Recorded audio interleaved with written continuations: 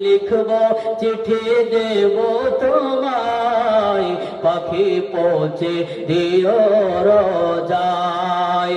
আমি থাকব বসে আশায়, আমি থাকব বসে আশায়, চিঠির উত্তর আসবে আমার গায়। আমি লিখব চিঠি দেব তোমায়, পাখি পৌঁছে দিও রোজায়। আমি লিখব চিঠি দেব তোমায়, পাখি পৌঁছে দিও রোজায়। কবে আসবে মদিনার পয়গাম, গায়ে বাঁধব হাজিদের এহরাম। একবার জোরে বলি সুবহানাল্লাহ। আমরা মদিনা যেতে চাই কিনা? কে কে আমরা মদিনায় রাসূলুল্লাহর মাজার জিয়ারত করতে চাই এবং কাবা শরীফে তওয়াফ করতে চাই? একবার হাত উঠিয়ে বলুন যে আমি যেতে চাই। পিছর কামানগুলো যেতে চান না?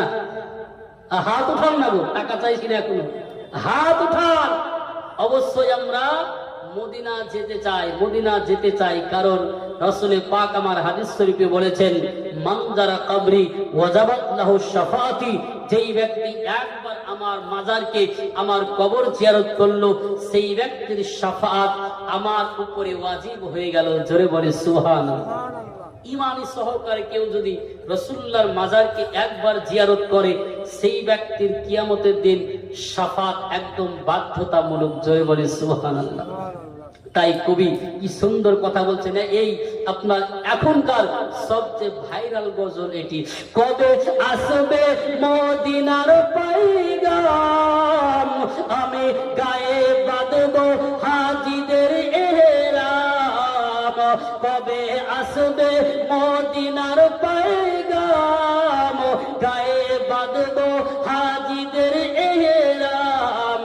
আমি ঘুরব মদিনার চারিপাশ, আমি ঘুরব মদিনার চারিপাশ।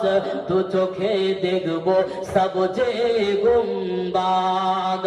আমি লিখব চিঠি দেব তোমায়, পাখি পৌঁছে দিও রোজায়।